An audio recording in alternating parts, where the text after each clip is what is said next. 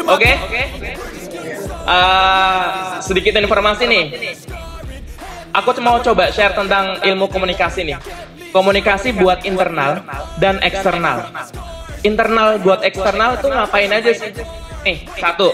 Komunikasi paling enak itu aku bagi seperti ini.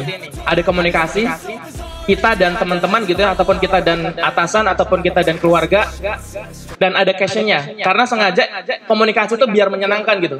Seperti vacation dan harus on. Ini harus on nih. Yang kata yang aku ini harus komunikasi harus tetap hidup. Nah, satu. Oh iya, mungkin sebelumnya kenalan dulu. Ada teman-teman yang baru join di TCO gitu, ataupun teman-teman yang ada di Bandung seringnya. Mas Gagan jauh banget, Subang ya Mas Gagan? Mas, lo Subang kan? Subang tuh jauh-jauh, makanya kenalan dulu. Kenalin, namanya Ahmad Wahyudin, bisa dipanggil Wahyu, Saiki, dan kalau misalkan mau akses di YouTube ada di channel Sana Sini Channel. Terus dulu awal karir itu di media banyaknya, makanya pengen sharing. Jadi ilmunya kita learning by doing. Informasi yang saya dapat di di kehidupan sehari-hari zaman dulu waktu di media. Dulu sempat di Transmedia di Tendian sama di MNC Kebun Sirih yang depannya multimedia. Dan sekarang di Telkom sempat ini makanya banyak banget nih. Jadi dari zaman kita Metanesia, kemudian habis itu dialihkan ke Toms di trap sebelah, kemudian sekarang beralih lagi ke BCO. Jadi emang sangat agile banget organisasi yang kita punya gitu ya, di Telkom itu. Makanya teman-teman jangan kaget dah. Sekarang di sini, sekarang di situ, jangan kaget. Yang penting apa? Komunikasi tadi. Nah, ngapain aja ini komunikasi? Jadi aku mau ngasih 3 tips. Tips tentang komunikasi eksternal, komunikasi dulu. Ini 3. Jadi kan tadi ada internal, ada eksternal. Ini buat kita teman-teman komunikasi buat ke eksternal. Mau ke eksternal itu contoh, mau ke klien kita, mau ke partner kita, ataupun misalkan buat individu gitu ya. Buat individu bisa buat ke mertua, buat ke keluarga mertua, itu bisa juga tuh. Itu salah satu eksternal yang kita punya.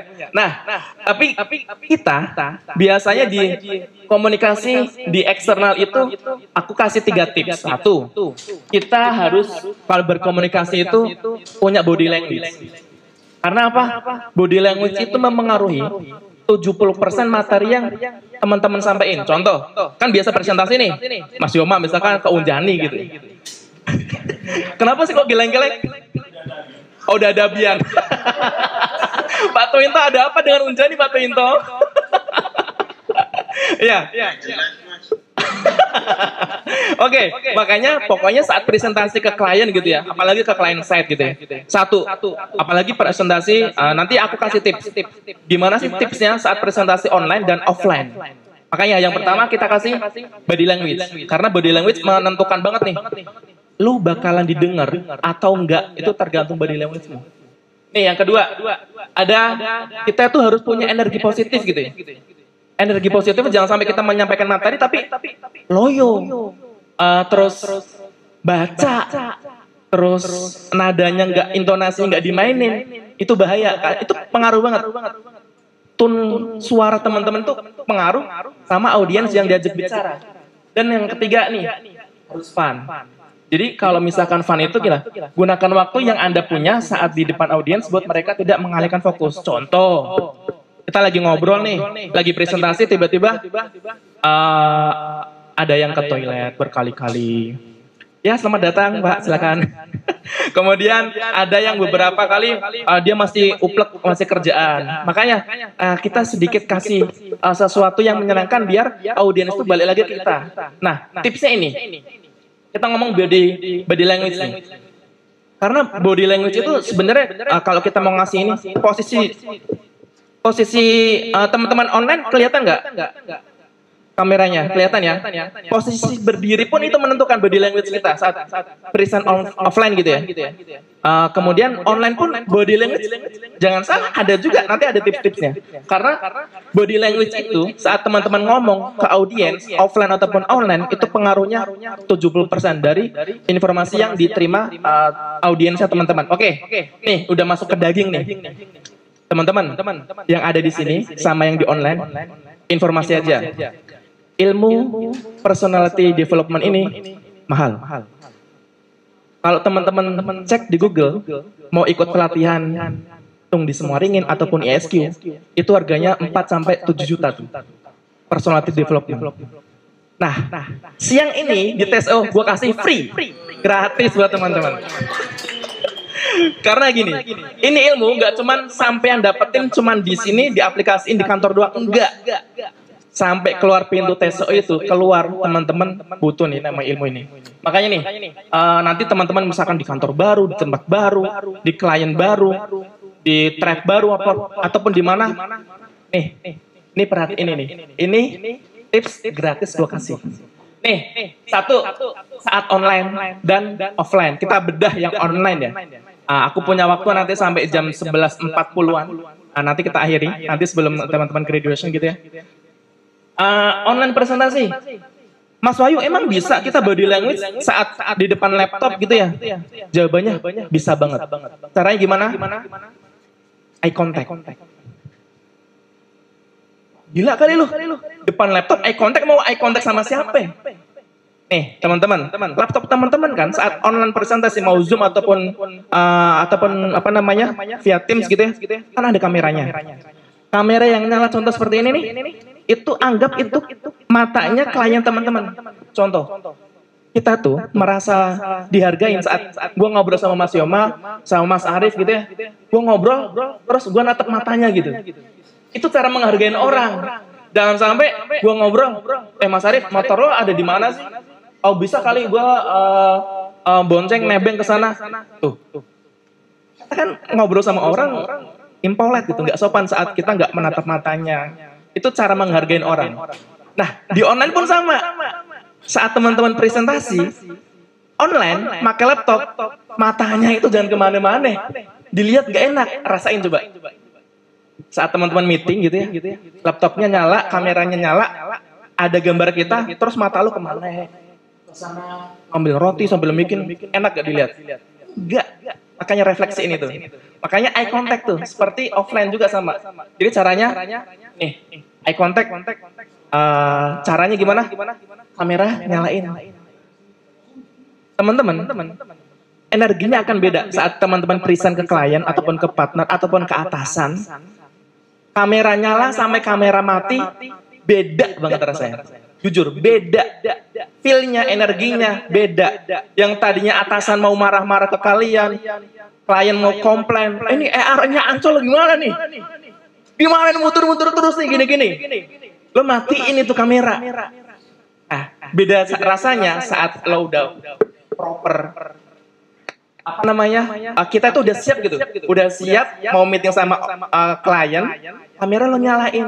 Makanya kita salah satu eye contact-nya di situ. Itu salah satu body language. Jadi kamera nyalain. Terus virtual background.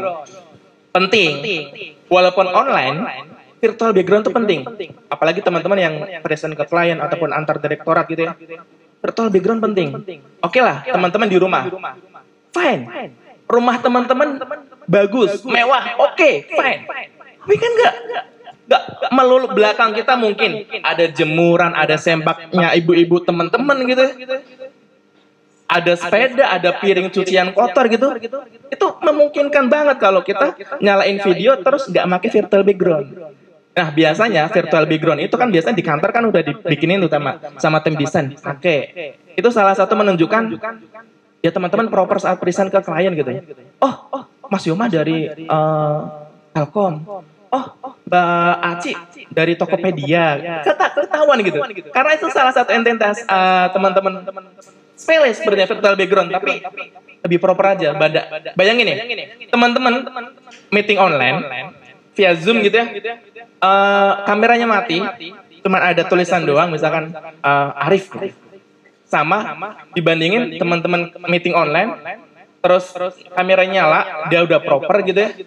Ada virtual background-nya, itu udah nilai plus duluan. Kalau misalkan kita mau jualan, sudah 30% duluan tuh proof-nya. Itu salah satunya. Terus, pakai tangan teman-teman. Jadi pas present itu jangan sampai kita udah nyalain kamera, virtual background udah, ngomongnya masih datar gitu ya. Tangannya nggak digunain karena gini tuh secara apa namanya emosional dapat gitu. Rasain deh, misalkan ini emosional. Itu di ilmu komunikasi itu diajar. Gitu. Sama intonasi sama pointer. Intonasi suara harus tuh. Intonasi suara misalkan jangan flat terus. Itu sebenarnya merangsang teman-teman untuk ganggu alam sadarnya teman-teman aja. Saat misalkan kita presentasi, ya seperti ini flat akan beda. Kapan kita agak kencang dikit, kapan kita harus lembut. Bayangin. Kita belajar sama emak-emak komplek yang belanja di sayur. Semakin kecil suaranya, audiens akan semakin mendengar. Mama yang di komplek biasa yang pada gosip. Mau tahu nggak? Si Anto kemarin beli sayur belum bayar. Itu tuh agak rendah ya. Apalagi direndah. Mas Yoma. Apa namanya? Atensinya dia tuh lebih besar gitu. Saat kita mainin intonasi. Itu salah satu kita belajar dari mama komplek deh. Gak usah jauh-jauh. Jadi intonasi itu penting tuh. Kapan kita informasiin presentasi suaranya flat, agak tinggi gitu ya. Agak tinggi bukan marah-marah ya. Kita mainin intonasinya. Dan saat ini clue aja nih. Ini bocoran ya. Saat kita makin pelan suaranya tuh audiens concern sama kita. Sesekali jangan selamanya. Mainin intonasi. Itu ada sesinya sendiri tuh. Nantilah di YouTube sana sini channel saya bikin satu episode ya. Oke, sama pointer gunain. Pointer itu teman-teman, ini bantuin juga. Misalkan kalau nggak pointer offline seperti ini, ada online tuh. Pas online kan gunain kursor aja. Itu mengalihkan fokus lagi. Itu. Oke, lanjut. Itu tentang online. Silakan teman-teman yang sering online itu manfaatin. Oke lah, kalau misalkan kita dulu di Metaverse kan selalu anonim gitu ya, avatar gitu-gitu. Tapi saat di klien itu nggak berlaku juga. Teman-teman pasti bakalan nggak selamanya akan ada di back end terus. Enggak. Suatu saat jadi mindsetnya coba dirubah. Wah, once gue bakalan ketemu sama bos besar. Ini nanti sampean gunain ini. Jadi aku pengen buka mindsetnya teman-teman ya. Misalkan yang developer gitu nggak selamanya akan di belakang meja terus. Enggak. Bayangin, berpikir besar coba. Gua bakalan besok punya perusahaan sendiri yang lo present ke investor besar. Gak bisa lo matiin kamera. Gak bisa anonymous. Diri teman-teman pasti akan jual tuh ke klien. Makanya ini penting nih, perhatiin. Ini sepele tapi mahal. Oke, offline. Presentasi saat offline. Satu, body language. Nah, body language seperti ini. Ini contoh waktu kita dulu AMIU sama salah satu BUMN. Ini kalau misalkan body language perlu. Cara kita berdiri di depan audiens. Tangan kita jangan sampai begini. Bahaya nih, yang sering present offline nih. Terus misalkan sambil begini, itu ada ilmunya. Begini tuh ada tipe-tipenya tuh begini. Terus ya Pak, kaki aja. Sampean berdiri begini, misalkan di depan ada panggung gede, berdiri begini, enggak, jangan. Berdiri itu harus tegap, terus posisi tangan itu harus di atas pusar kita gitu. Jangan sampai dibawa kemana-mana tangannya pada. itu body language, itu perlu. Dan sesekali harus menguasai panggung ke sana, sini. Yang penting tetap kita curi audiensnya, perhatian sama audiens. Terus dua arah. Komunikasi dua arah. Jadi bayangin suasana itu hidup, jangan sampai satu arah. Kalau sampean presentasi masih satu arah, offline ataupun offline, mending jadi ngedalang aja. Ngedalang mending, jangan sampai satu arah. Betul Mas Arif? Iya. Nanti Mas Arif akan kalau misalkan akan ada dua arah. Saya kira tamu. Mas Dery, ada tamu nggak? Oh, aman ya? Ya. Oke. Terus ada lagi nih sama posisi tangan kita. Perhatiin juga pas offline apalagi ya. Sangat ini banget gitu. Sangat nge-distract banget saat teman-teman ada di offline gitu ya. Terus posisi tangan itu nggak benar itu possible banget. Sama posisi blocking gitu ya. Jadi kalau di dunia TV itu diajarin tuh. Misalkan kamera di sana gitu ya. Terus blocking di sini. lo begini gitu. Itu enggak banget. Jangan sampai. Misalkan layarnya di depan, teman-teman mau lihat presentasinya seperti ini aja. Jangan sampai begini. Apalagi di depan bos-bos tuh. Wah, jangan sampai. Jadi blocking yang ada di TV sama blocking saat kita present offline di depan klien gitu. Itu posisi blocking. Kemudian mention nama audiens. Ini penting nih. Contoh. Mbak Mel. Mbak Mel misalkan aku tanya gitu ya. Itu misalkan audiens lagi hening seperti ini nih. Contoh lagi hening. Terus baru slide ketiga, misalkan ada 5 slide. Aku sebut namanya Mbak Mel. Itu secara nggak langsung, walaupun aku nyebut namanya Mbak Mel, presentasi yang tadi saya sebutin itu kira-kira Mbak Mel nyangkut apa enggak? Walaupun aku cuma nyebutnya namanya Mbak Mel, alam bawah sadar dimainin nih. Namanya Mas Arif akan kesebut, namanya Mas Adis akan kesebut, namanya Mas Dery akan kesebut, dan audiens akan fokus lagi ke sini. Jadi itu salah satu tips, misalkan lagi presentasi, Mas Andarki, kira-kira seperti apa nih kalau misalkan progres VR trainingnya seperti ini gitu. Mention, walaupun mention satu nama orang, seakan-akan seluruh ruangan itu di-mention namanya. Itu salah satu balikin fokusnya teman-teman ke pembicaraan ataupun materi yang akan disampaikan. Kemudian tools juga sama, intonasi sama nih kurangnya. Dan yang paling penting nih, opening sama closing. Openingnya teman-teman saat mau presentasi 1 menit awal itu jadi penentuan tuh. 1 jam ke depan ataupun 2 jam ke depan materi teman-teman mau didengar apa enggak. Itu tergantung. Perjudiannya ada di depan. Pas opening tuh.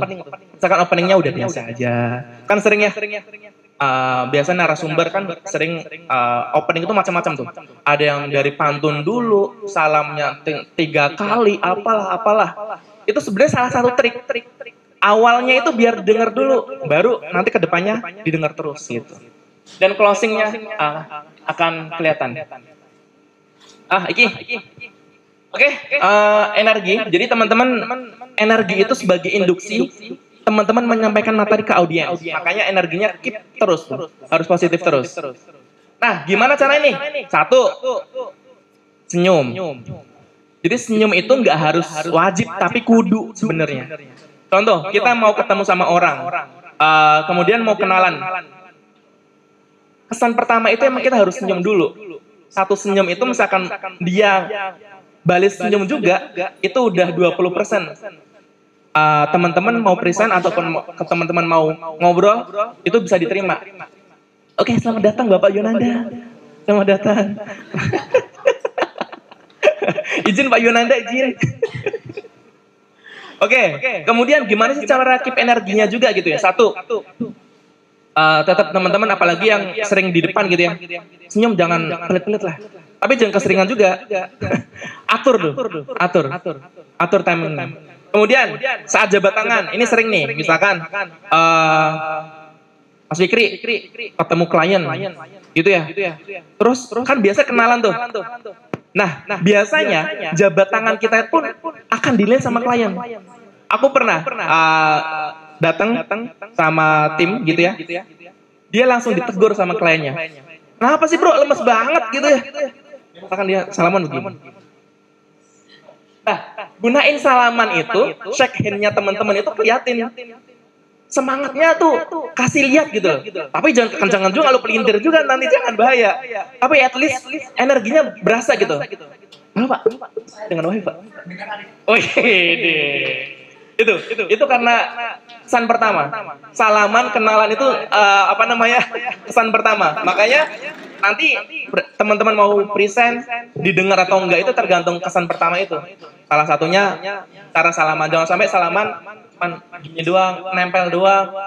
Kalau bisa sih, kalau yang cowok-cowok ya, itu nggak bisa jangan. Karena dari salamannya jabat tangannya teman-teman menunjukkan lu agresif apa enggak dalam inian positif gitu ya.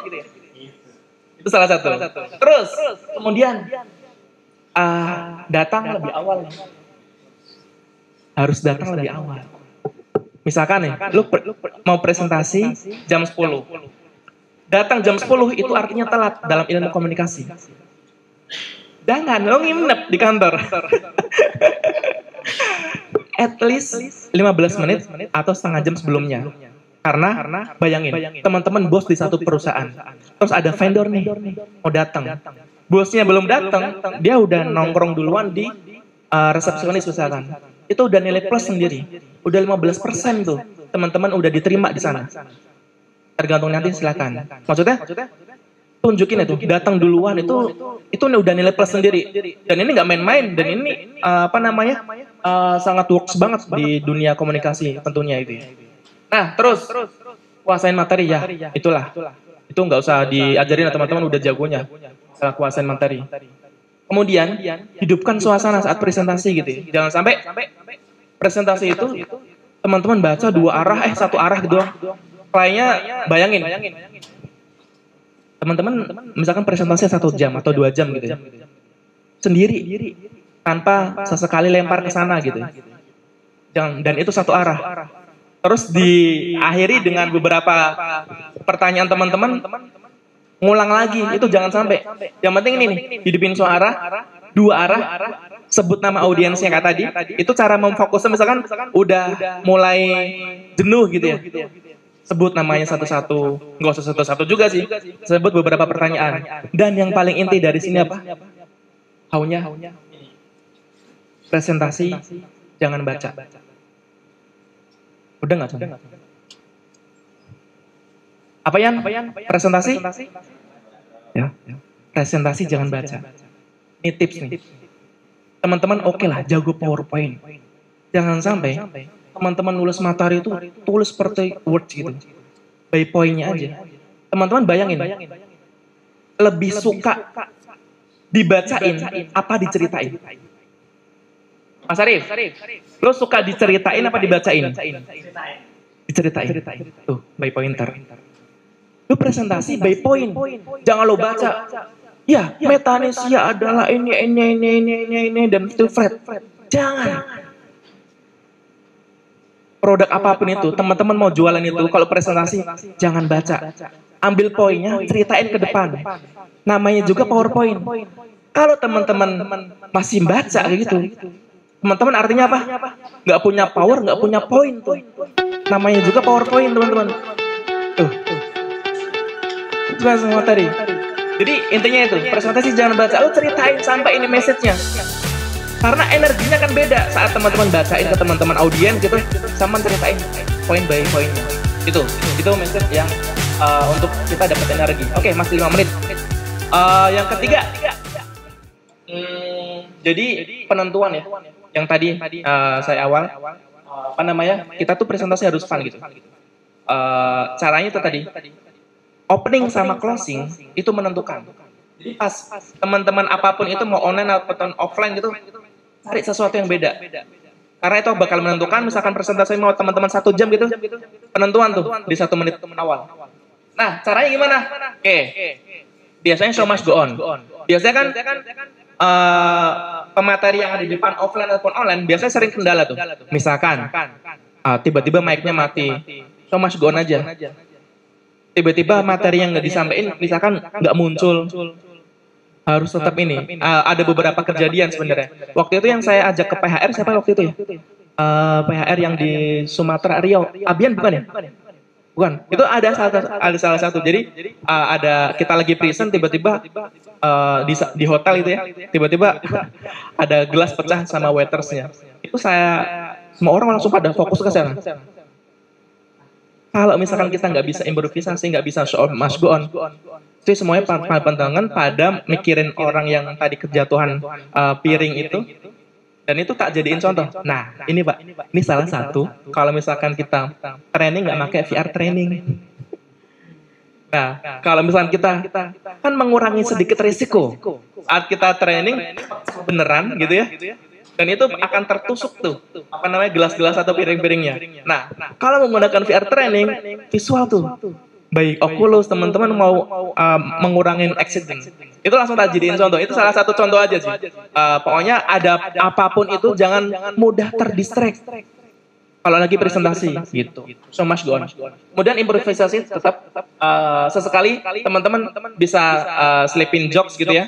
Dan ada beberapa gimmicknya. Karena biasanya gimmick itu biasanya ada ice breaking gitu ya. Contohnya sih mudah kalau misalkan ice breaking. Contoh, teman-teman coba ikutin saya. Satu tambah satu berapa? 11. Oh, kurang fokus nih. Coba kita cek fokus. Coba teman-teman ikutin saya. 1 tambah 1 berapa?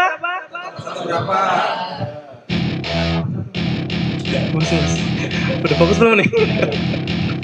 Oke ya. Oke, itu salah satu contoh ini aja. Salah satu contoh ice breaking saat teman-teman sudah lelah gitu mendengarkan materi gitu ya. Bisa teman-teman lempar beberapa jokes aja.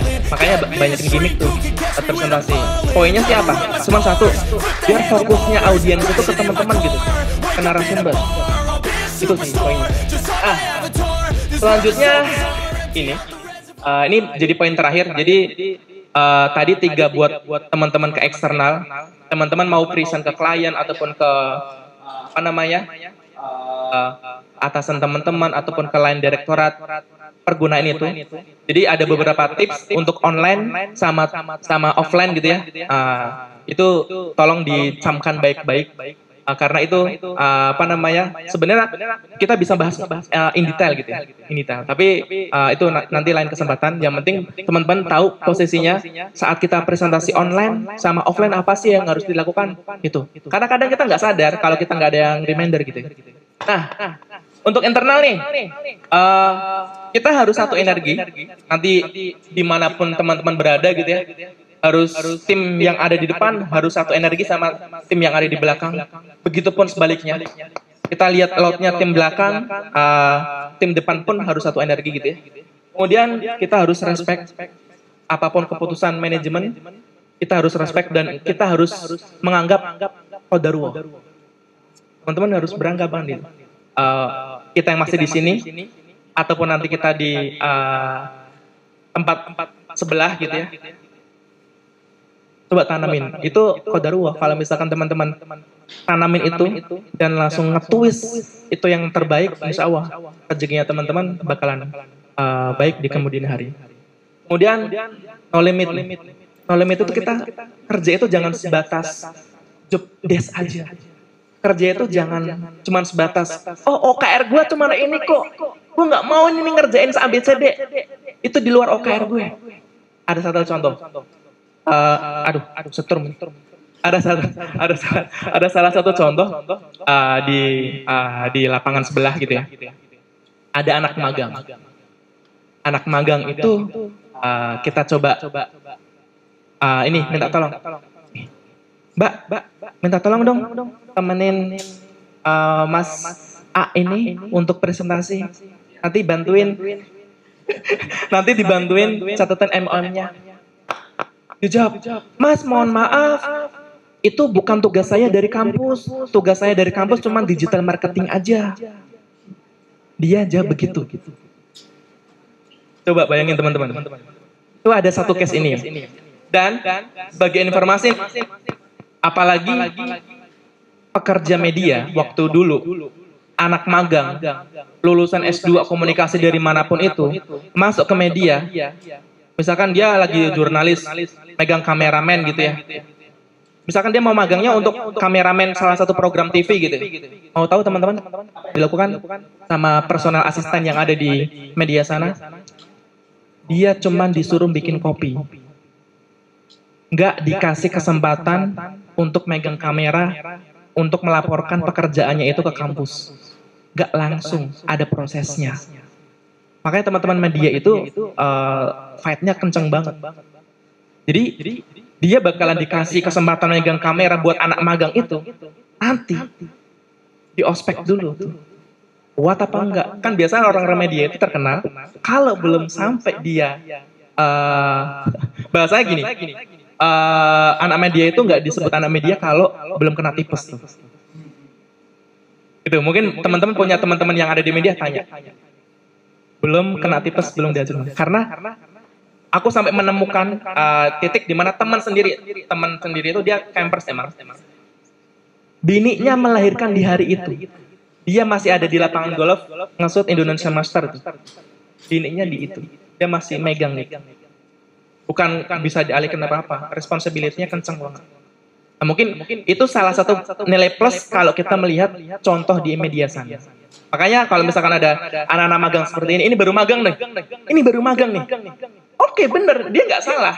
Dia melakukan sesuai job desk dia yang info dari kampusnya dilakukan. Bener, nggak salah. Cuman kalau kita jadi bos di satu perusahaan, kita akan menilai itu. Ini anak magang ini bakalan gue terima jadi karyawan apa enggak sama anak magang yang lain, misalkan jobnya bukan job desk dia tapi dia datang lebih pagi, siap membantu siapa aja, pulang lebih malam. Apapun job, walaupun bukan job desk dia, tapi dia kerjain.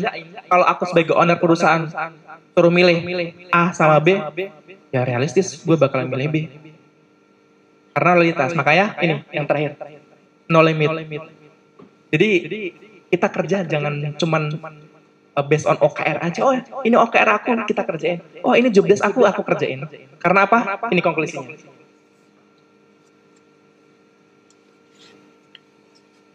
Lagi? Nah, karena ini teman-teman ini sebagai penutup saya.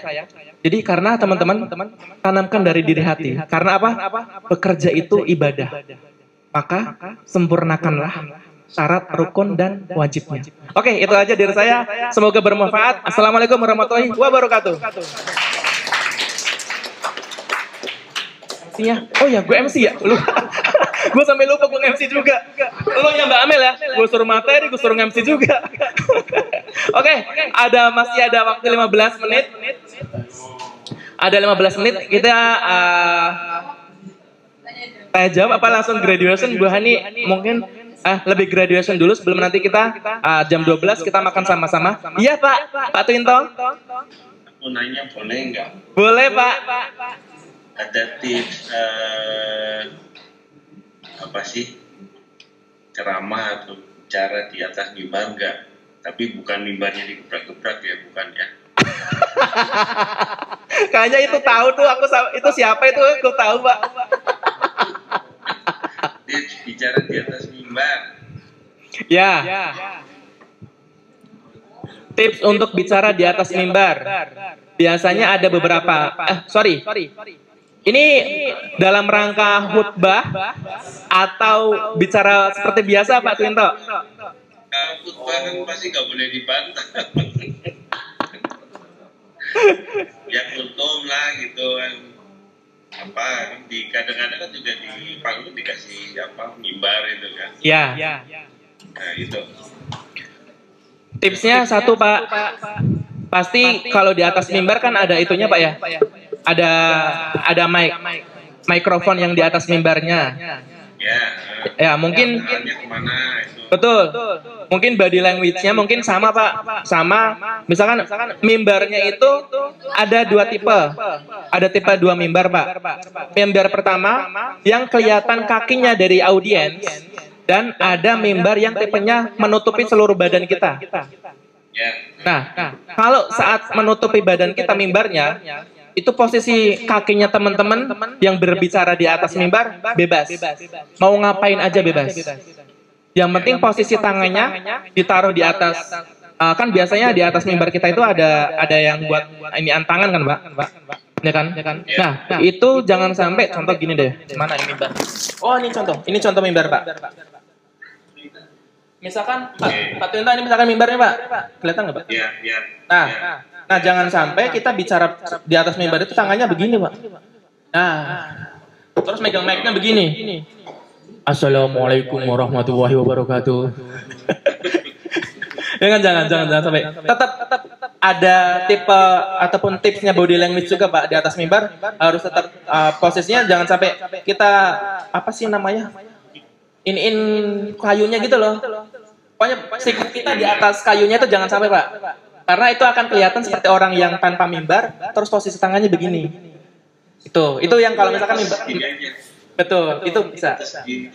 Ya, seperti itu. Dan tetap in tangan Pak ya. Terus tipe yang kedua, kalau mimbarnya kaki kita kelihatan nih. Nah, posisi kaki perhatikan. Jangan sampai kakinya begini Pak. Kelihatan nggak Pak? Jangan sampai kakinya diangkat begini kayak Inul mau goyang Pak. Jangan Pak. Pokoknya Jadi kalau mimbarnya kelihatan kakinya harus posisi tegap. Jangan sampai kakinya garuk-garuk satu ke atas ini, jangan. Gitu Pak Twinto kurang lebih. Ya, oke. Terima kasih. Sami-sami Pak Twinto. Demikianlah sharing sana sini. Semoga ilmu komunikasi ini memberikan manfaat di kemudian hari. Terima kasih kepada teman-teman yang hadir secara offline dan yang menyaksikan secara online. Semoga memberikan dampak yang luar biasa.